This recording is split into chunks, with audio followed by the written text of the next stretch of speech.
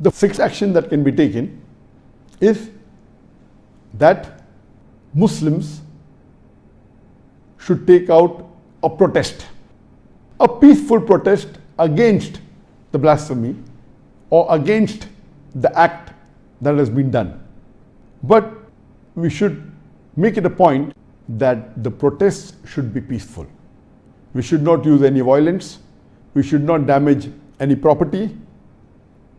We should not do vandalization. It should be a peaceful protest, and larger the numbers, the better it is.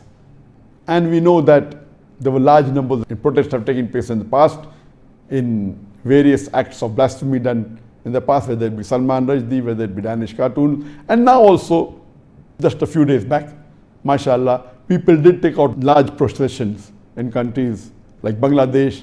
There were more than 40,000 people. Larger the procession, the better it is. It should be a peaceful procession, and there should be a letter drafted depending upon what the act that is done wrong. In this case, it can be to the French embassy or the French consulate in that city. A letter should be given to the consul general or to the ambassador that we disagree what the president of France has said against Islam, against our beloved Prophet Muhammad. There should be a letter of condemnation. These processions that are there, it has an impact. The larger the procession, the better it is. And whenever such processions are called for, we Muslims should take part, but see to it that it is a peaceful protest. Because larger the audience that you have, the public that gathers, the larger will the media portray it. It will have a better impact on the people. The seventh action that a Muslim can take is that if that act is such that it is promoted by a particular country, like the act what happened in the beginning of this month was by France, by President Macron, then the Muslims can call for a boycott of the products of that country. And in this case, we could see, mashallah, that many Muslim countries, mashallah, they called for the boycott of the French products, of French goods and services. And alhamdulillah, inshallah, it will have a great impact on France.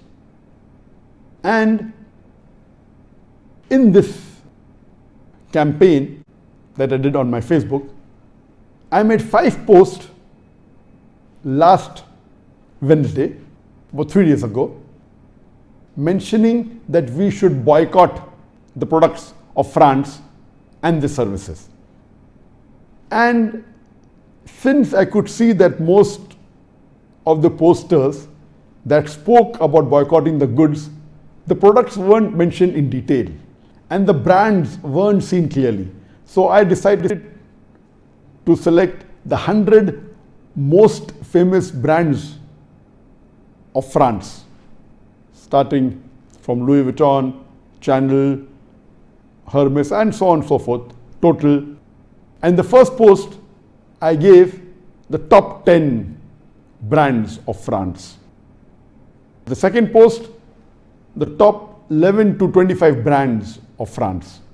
The third post, the top 26 to 50 brands from France. And the fourth post, the top 51 to 75 brands of France. And the fifth post, top 76 to 100. So I divided so that the brands could be seen clearly. And alhamdulillah, the response was phenomenal. In the first 4 posts that I gave on the same day, the least it reached in a span of 3 days was 4.5 million people, mashallah. And the highest post was, mashallah, more than 7 million. Normally, on my Facebook, as I told you, though there are 22.6 million followers, normally when I give a post, it reaches about 500,000 people, 800,000 people. If it's more popular, 1 million, sometimes 2 million. But mashallah, this time, though all the posts were similar, one post reached more than 7 million in a span of less than 3 days. I checked today, before it reached 3 days, mashallah, 7 million people read that message. And the lowest among the 4 posts was 4.5 million people. So all these 4 posts put together, 22 million people, mashallah, read these posts. Imagine 22 million people, that means average, each post was viewed by 5.5 million people. As I said, that when a campaign is done, we should see to it that we don't leave all our activities. I decided to do this campaign on my Facebook for 5 days only, because I'm involved in other dawah activities. We should not stop all other activities, and all of us are concentrating on this for months together. Yes, we have to take out some time, maybe 5 days, 6 days, 1 week, and then continue with activities. And there should be others who carry forward, which I will discuss later in my 14th point. So banning the products has a great impact.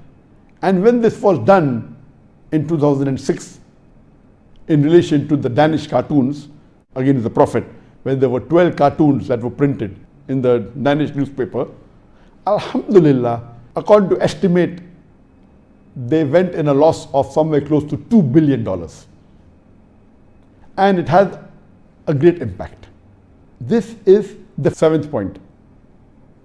The 8th point is that every Muslim should contribute for this cause, whatever he can. If he is a rich man, he can give a big amount. Even if he is poor, he should not say that what will my few dollars do? Because if Allah has given someone a capacity to donate $10 million and he donates only $1 million, and Allah has given someone a capacity to donate $10 and he donates $20, this poor man who donates $20 will get multiple times more sawab than the rich man who has donated $1 million. So Allah will see on what capacity he has given you, based on that. So percentage is more important than the amount.